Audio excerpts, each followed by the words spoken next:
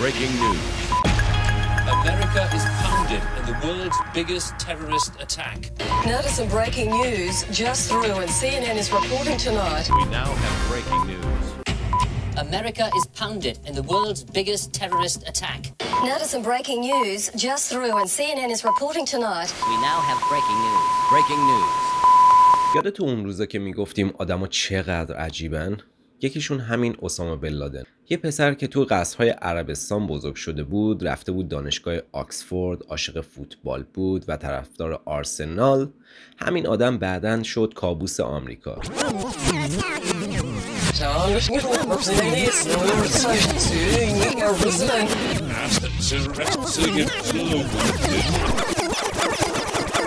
بذار از اول برات تعریف کنم. قصهش اونقدر عجیبه که اگه تو فیلم میدیدیش میگفتی این دیگه زیادی غیر واقعیه. سال 1957 ریاض، پایتخت عربستان. بابای اسامه، محمد عوض بن لادن، اون موقع یکی از پولدارترین آدمای عربستان بود. ولی جالبه بدونی این مرد خودش از کجا شروع کرده بود. از یه روستای فقیر توی حضرموت، یمن. اوایل که رفته بود جده، کارگر ساده بود، ولی محمد بن لادن زرنگ بود، خیلی زرنگ. دید عربستان داره بزرگ میشه، همه جا ساخت و ساز میخوان. یه شرکت ساختمونی کوچیک زد. رازش چی بود؟ برای خاندان سلطنتی کاخ میساخت، اونم نصف قیمت بقیه. شاه سعود اونقدر ازش خوشش اومد که دیگه همه کارا رو میداد به اون. یه بارم که خزانه مملکت ته کشیده بود، محمد بن لادن از جیب خودش 6 ماه حقوق همه کارمندای دولت رو داد.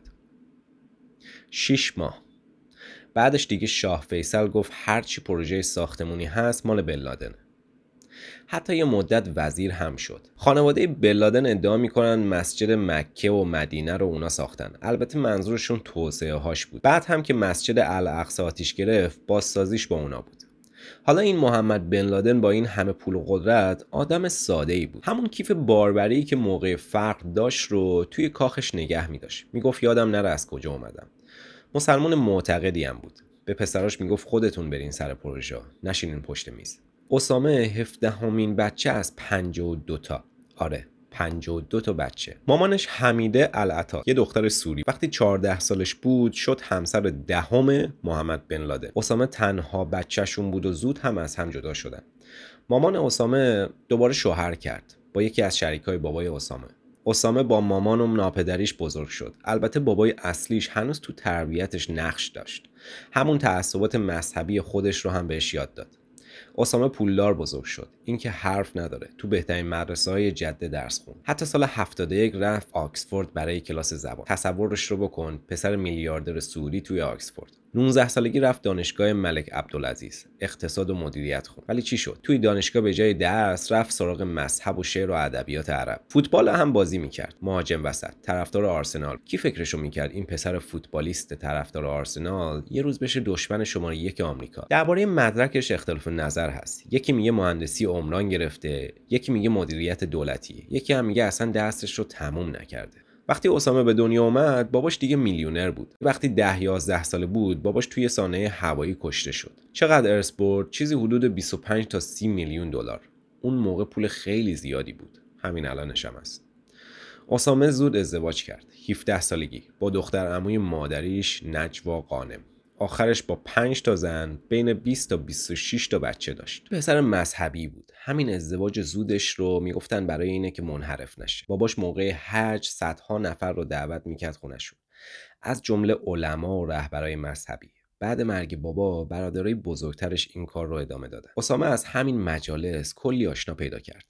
توی دبیرستان و دانشگاه مثل خیلیای دیگه رفت سمت اخوان المسلمین. بعد هم که شد از مریدای عبدالله اعظم میگفت همه مسلمونا باید پاشن جهاد کنن تا یه دولت اسلامی بسازن. یکی دیگه که روش تأثیر گذاشت سید قطب بود، یه نظریه پرداز مصری که میگفت جهاد برای خلافت اسلامی حلاله و باید شریعت تو همه جا اجرا بشه. برادر این سید قطب تو همون دانشگاهی که اسامه میرفت تدریس میکرد. نقطه عطف زندگیش سال 1979 شوروی حمله کرد به افغانستان. اسامه که اینو دید خونش به جوش اومد. گفت این بی‌عدالتیه. از همون موقع شد حامی مجاهدین افغان. بعد اینکه درسش تموم شد، یک راست رفت پاکستان. رفت پیش همون عبدالله عظام گفت بیا برو با هزاران مسلمان دیگه با روسا بجنگ. اوایل دهه 80 اسامه با پول ارسیه شروع کرد مجاهد جمع کنه توی پاکستان، آموزششون بده. البته پولش در مقایسه با میلیاردهایی که آمریکا و عربستان میریختن هیچی نبود. با آمریکایی‌ها هم یه ارتباطاتی داشت، ولی معلوم نیست مستقیم ازشون پول گرفته باشه یا نه. بیشتر ISI پاکستان این کارا رو میکرد. سال 84 با عظام یه دفتر زدن.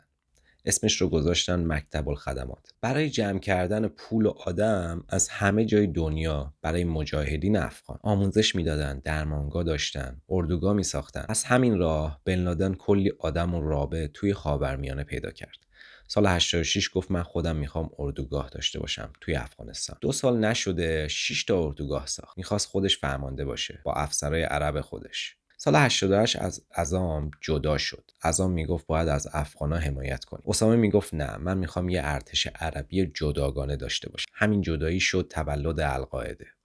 القاعده یعنی پایگاه. بعد از اینکه عظام کشته شد، اواخر 89 رسما این اسم رو توی پیشاور استفاده کردن. در واقع عظام پایه‌گذار اصلی القاعده بود.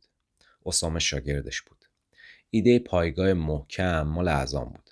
هدف القاعده از اول معلوم بود.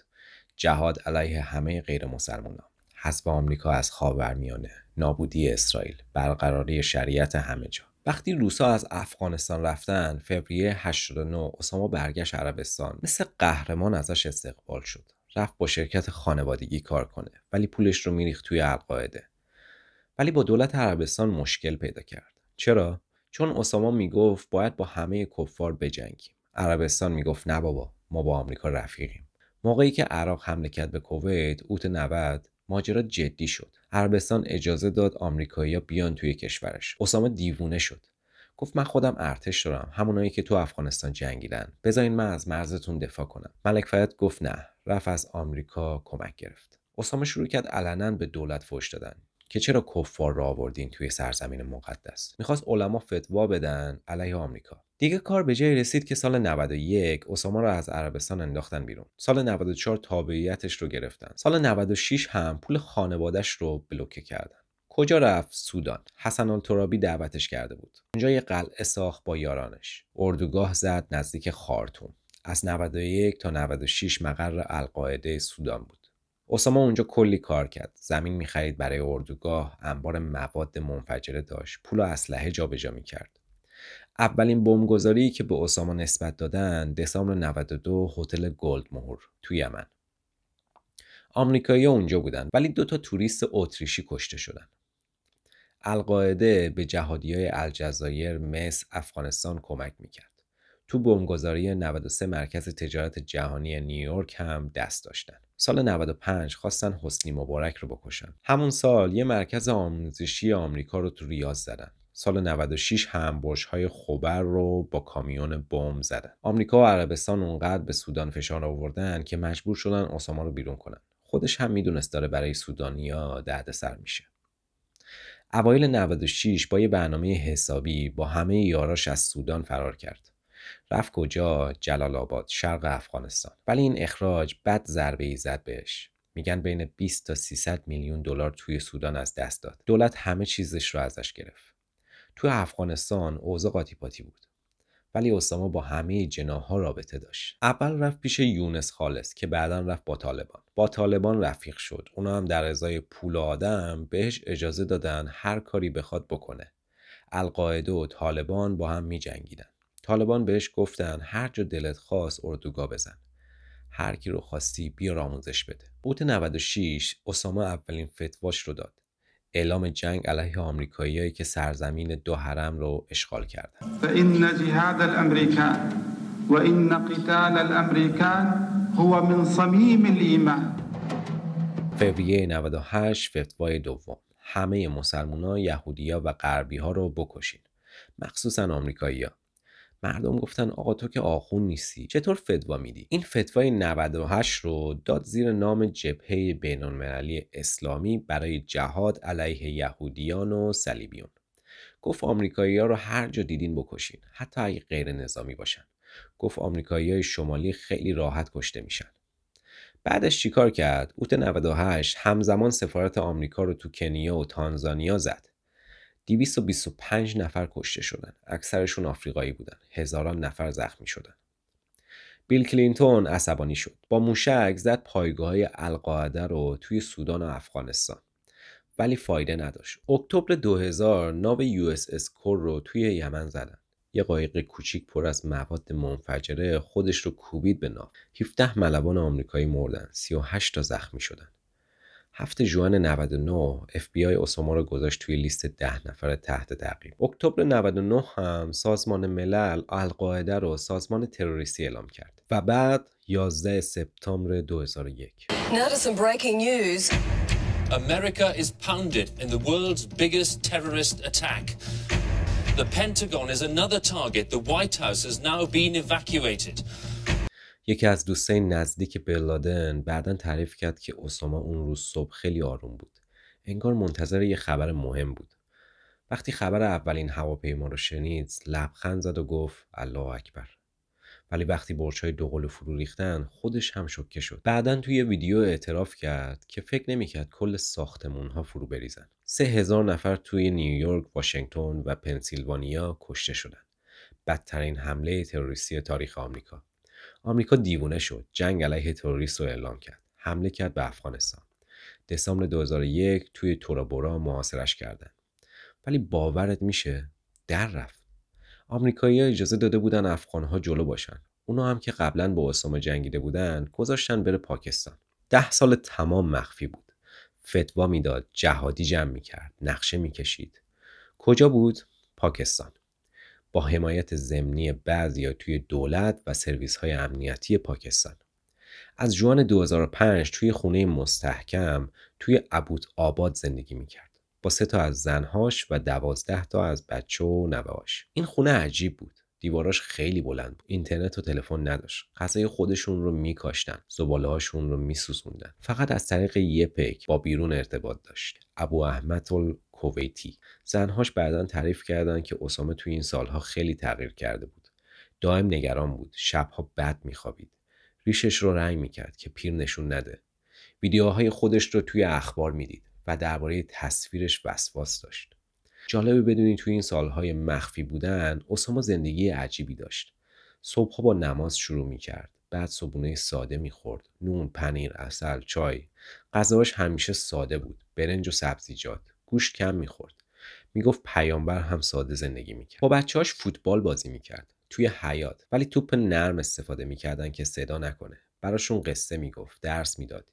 یه بار یکی از پسراش گفته بود بابا من میخوام مثل تو بشم. اسامه جوابش رو نداده بود و فقط آه کشیده بود. هر روز ساعتها اخبار میدید. کانال‌های مختلف رو چک میکرد ببینه دربارش چی میگن. CNN، BBC، الجزیره. وسواس داشت بدون دنیا چطور میبینتش. یه بار که دیده بود توی عکس پیر به نظر میاد، دستور داده بود از اون به بعد ریشش رو با حنا رنگ کنن. CIA چطور پیداش کرد؟ از زندانیای گوانتانامو شنیدن الکویتی کجاست. او تا 2010 دنبالش کردن تا رسیدن به اون خونه. هرچی نگاه کردن نتونستن عکس مستقیم از اسامه بگیرن. فقط یه آدم قد بلند میدیدن که تو حیاط قدم میزنه. بهش میگفتن قدم زن. اول می 2011 اوباما دستور عملیات نپتون اسپیر رو داد. عملیاتی که قرار بود تاریخ رو عوض کنه. شب حمله ساعت 1 بامداد به وقت محلی. 2 تا هلیکوپتر بلاک هاوک با 33 نیروی ویژه دریایی تیم 6 سیلز از پایگاه جلال آباد افغانستان پرواز کردند. هلیکوپترها رادارگریز بودند و کسی متوجه ورودشون به حریم هوایی پاکستان نشد. وقتی رسیدن بالای مجتمع، یکی از هلیکوپترها به خاطر هوای گرم و دیوارهای بلند دچار مشکل شد. خلبان مجبور شد فرود اضطراری بیاره. همه فکر کردن عملیات لو رفته، ولی سربازا سریع از هلیکوپتر پیاده شدن.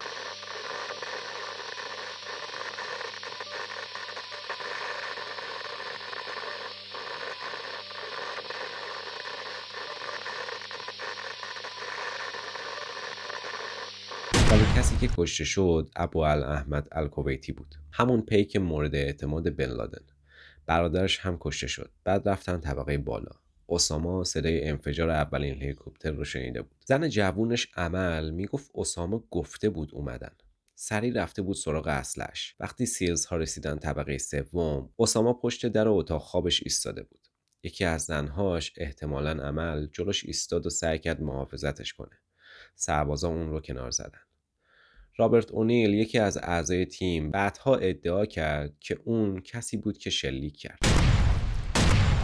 میگه وقتی اسامه رو دید چشماش گشاد بود از تعجب.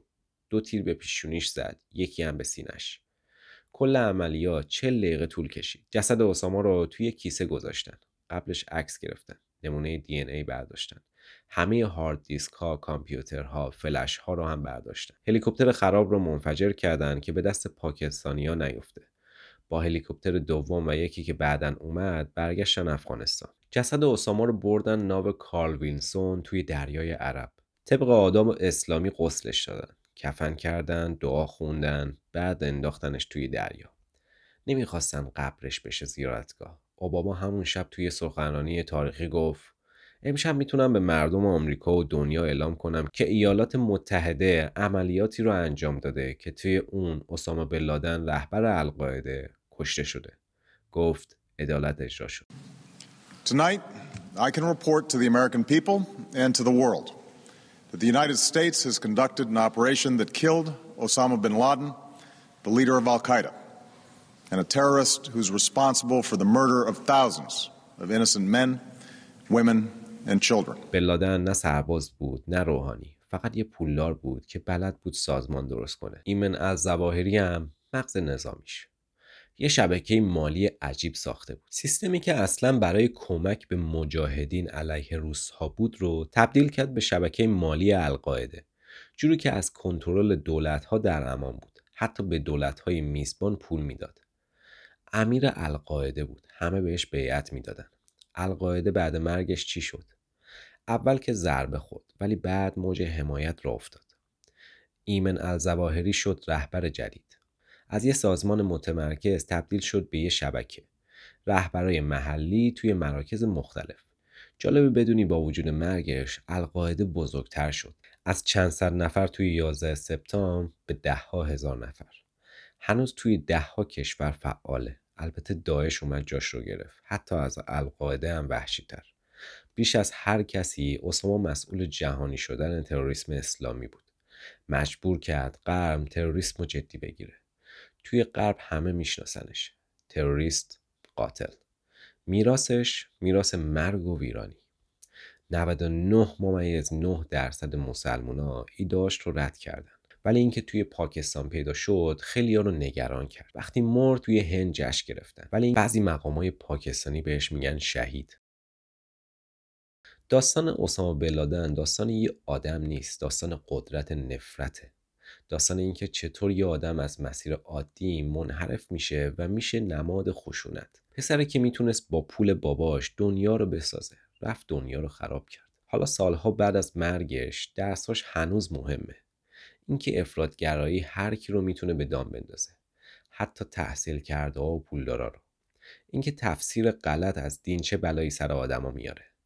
و مهمتر از همه اینکه هیچ چیزی کشتن بیگناه ها رو توجیه نمیکنه. این بود قصه کامل اسامه بن لادن، از کاخهای ریاض تا غارهای افغانستان، از دانشگاه آکسفورد تا خونه مخفی ابوطالب. قصه ای که نشون میده آدما چقدر میتونن عجیب باشن، چقدر میتونن راهشون رو گم کنن. دوستان امیدوارم از این قصه عجیب لذت برده باشید. اگه براتون جالب بود یه لایک بزنین که بفهمیم دوست داشتین. کامنت هم بذارین بگین نظرتون چیه. این آدم چطور تونست اینقدر منحرف بشه. سابسکرایب یادتون نره که قصه‌های بعدی رو از دست ندید. تا اون موقع مراقب خودتون باشین و امیدوارم دنیا جای امن‌تری برای همه بشه. بدرود.